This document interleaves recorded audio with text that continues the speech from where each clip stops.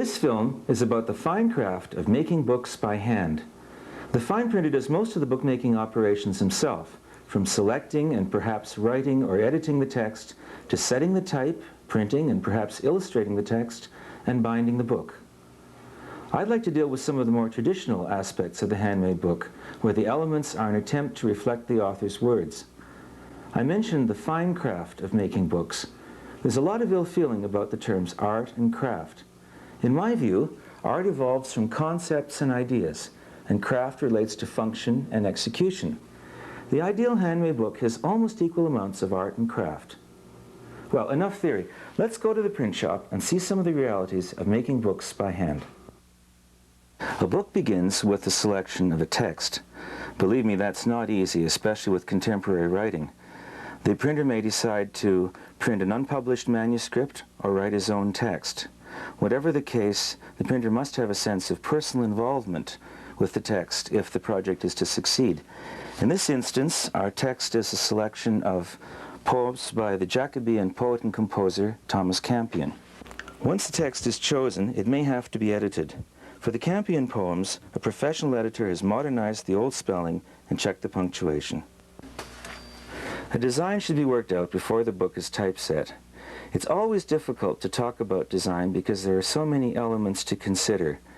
A design can be traditional with centered display lines, or more contemporary with an asymmetrical type arrangement. Some scribbles have been made to see how the Campion book might look. Since the Campion songs were written early in the 17th century, a centered design with some period ornaments seems to work well, though a good case might be made for a more contemporary design. But it's a good idea to avoid mixing traditional and asymmetrical elements in a book. Counting the lines of each poem tells me how many lines will be on the longest page. Then the length of the longest line should be established. Now it's possible to think about the approximate size of the page and establish margins. Now, a more careful sketch to establish the final appearance of the page, which will be approximately 5 by 8 inches, so that the book will fit comfortably in your hand.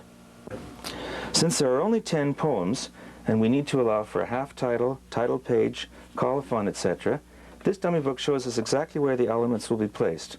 We come up with a total of 16 pages.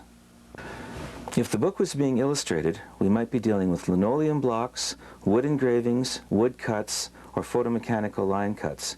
But the text has its own imagery, so the only extra elements needed are initial letters for each poem and ornamental borders throughout the book.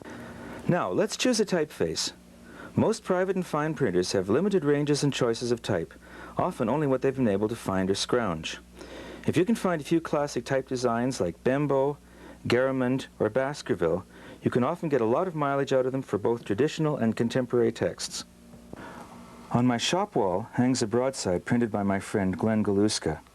It's a constant reminder to me to respect the individual characters of type, because type is the most precious tool that a printer has. For the setting of the Campion poems, let's use the Garamond type, since the original Garamond design is roughly contemporary with the writing of the poems, and the modern Garamond version has a nice spiky quality. The tool used for setting type is the composing stick, which holds individual characters of metal type. The type itself comes in various sizes. In North America, type is measured in points, and 12 points equals 1 pica. This pica rule allows me to measure widths in picas. The text will be set in 12-point type on a measure of 30 picas, or about 5 inches. This typecase contains all of the capital letters, as well as the lowercase letters, punctuation, and numerals. Each compartment contains one kind of letter, and it all looks confusing until you've mastered the arrangement or lay of the case. Believe me, it's no worse than mastering a computer keyboard. Let's put a piece of horizontal spacing material, called a lead, into the stick.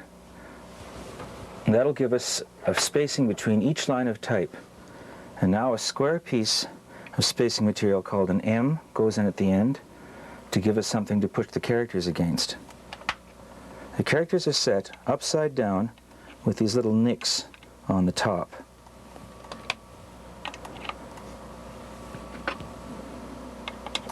And eventually word spaces and spacing material is added on either side.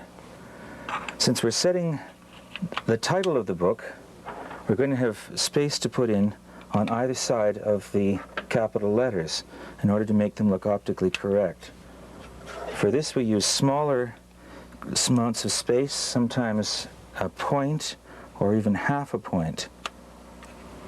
And the line is filled out until the spacing is complete and the line is justified.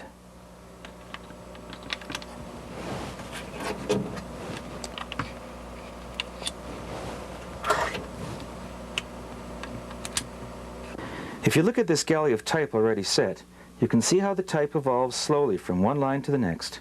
It's rather like knitting. Now let's carry this type to the press and start printing it. A number of hand printers have acquired cylinder presses which used to be used for pulling type proofs in newspaper offices. This is a Vandercook SP15 and it weighs about half a ton. Let's take a quick tour of the press. The impression cylinder is like a gigantic rolling pin which operates across the bed of the press. The feeding mechanism allows the paper to be fed into the top part here, and it's held tightly in place as the impression cylinder rolls across the bed. The inking rollers under here will carry the ink just ahead of the type, and this top roller, which will turn as a motor underneath operates, will allow the ink to be spread evenly across the type. Let's lock the type into place on the bed of the press. We'll use this spacing material to make sure that everything is snug. And this lock bar at the bottom holds the type horizontally. And by using this coin key and tightening the coin, we can lock the type firmly and be ready for printing. When you're mixing the ink, you have to be very careful that you spread it out well, and that if you're trying to match a color, you work very carefully to get the ink matching as well as possible. Since we have only a small amount of type, I don't want to put too thick a layer on. Now the ink is mixing reasonably well here. Let's put the motor on, and we'll just put a dab on top of this top roller. And when the ink is working well, it should have a nice slurpy sound. I think we need a bit more ink than that.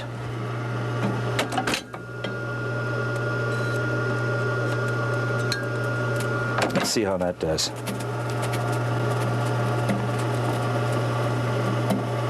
The ink is spreading out fairly evenly at this point.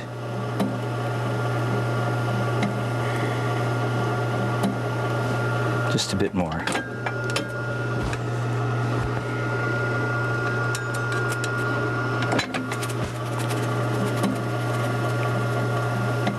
Yeah, that should do it. There are a number of papers that one can use for printing. The paper that I like a lot is an American sheet called Mohawk Letterpress Text, which gives a wonderfully tactile effect when you finish printing. Let's put it on the press and see how it looks. Just turn it around. Voila, an impression. We can continue upstairs once the sheet is dry and see about binding. Well, the title page is dry, and we're ready to bind the Campion poems as a single signature book. The pairs of pages are collated inside a text weight sheet with a matching cover stock sheet so we can give the effect of end papers. Now I'm sewing down the middle of the book with a strong linen thread.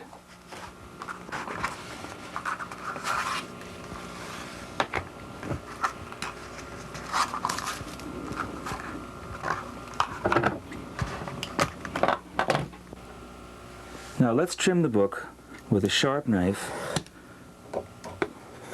and a straight edge.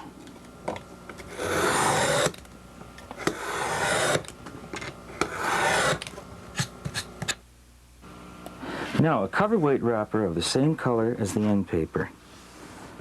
It looks rather plain, so I've printed a label on the same stock that was used for the text, repeating the same ornaments and type.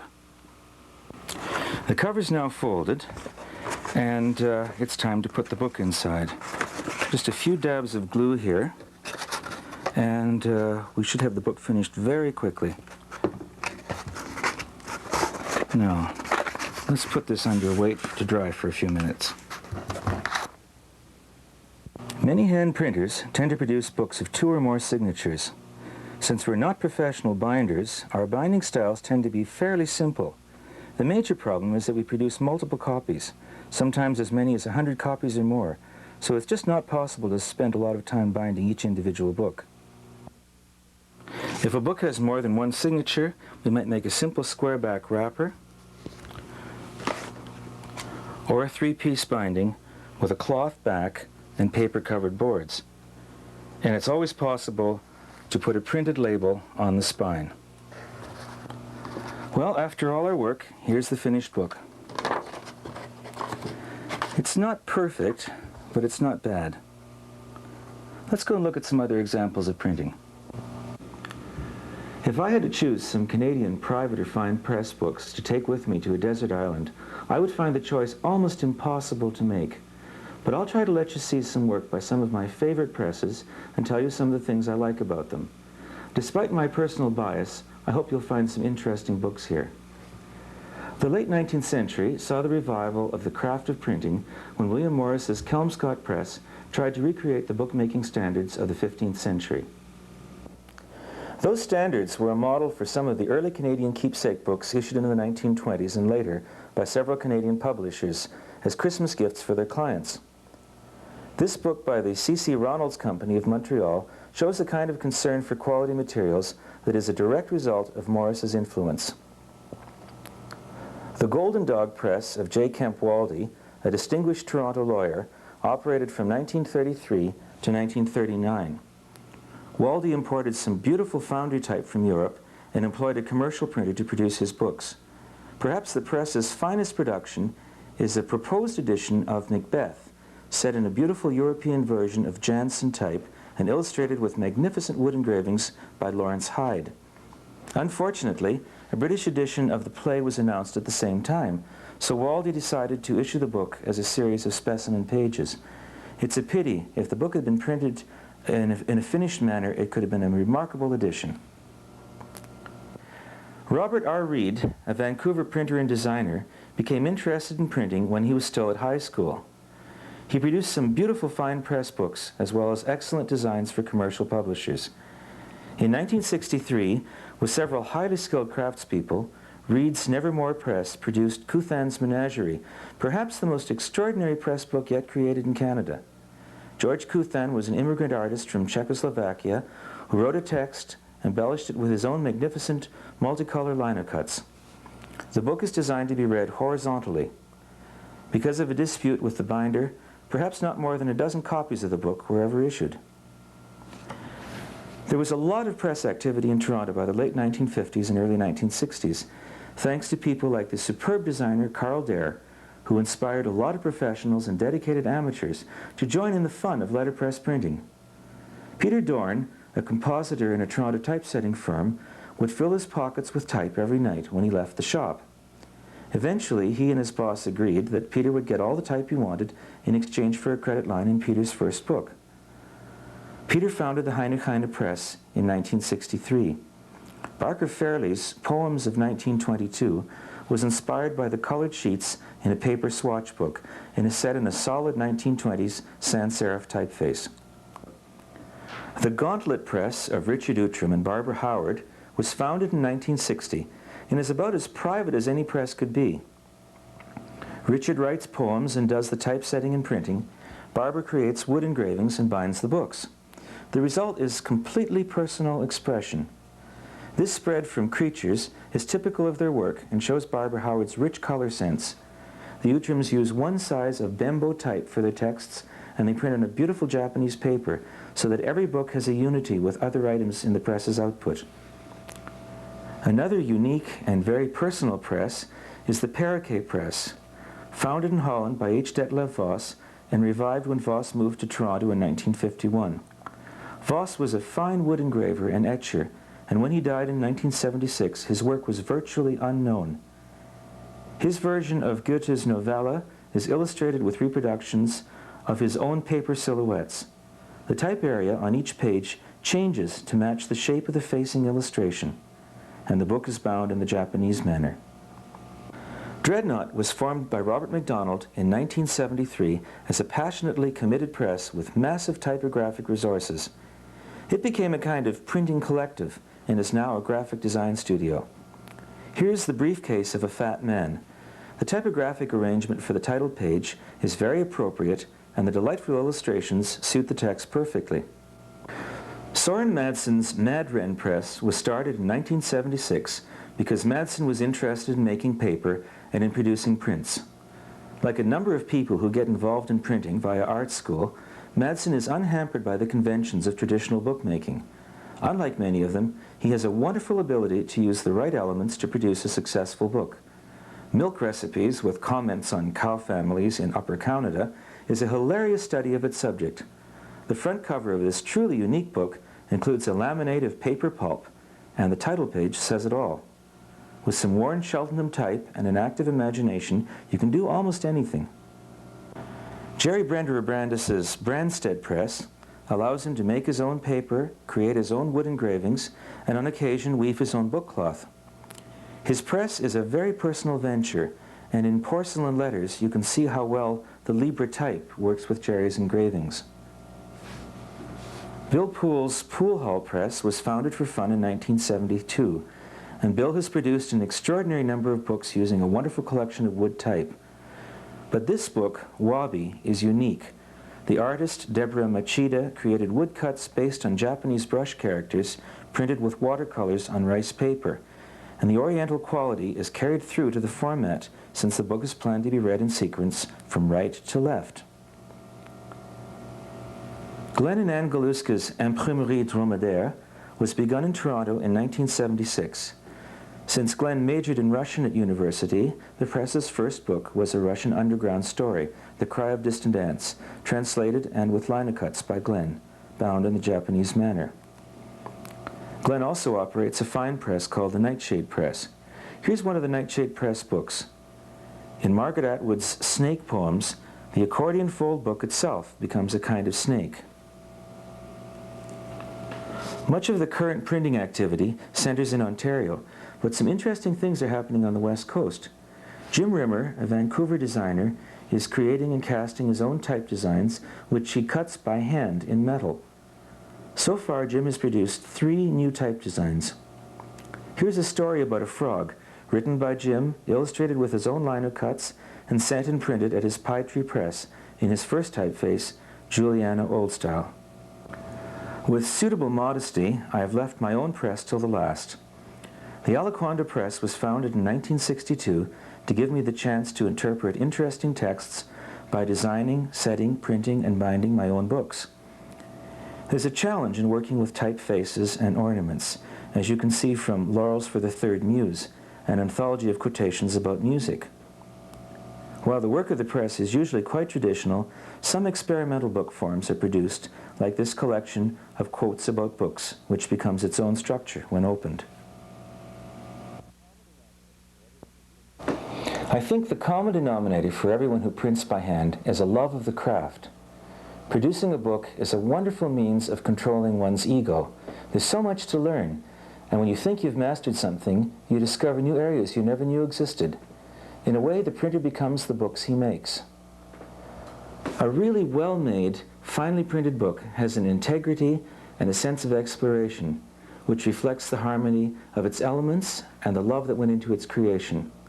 In a real sense, those of us who make books by hand have a special appreciation for what the American historian Barbara Tuchman wrote about books.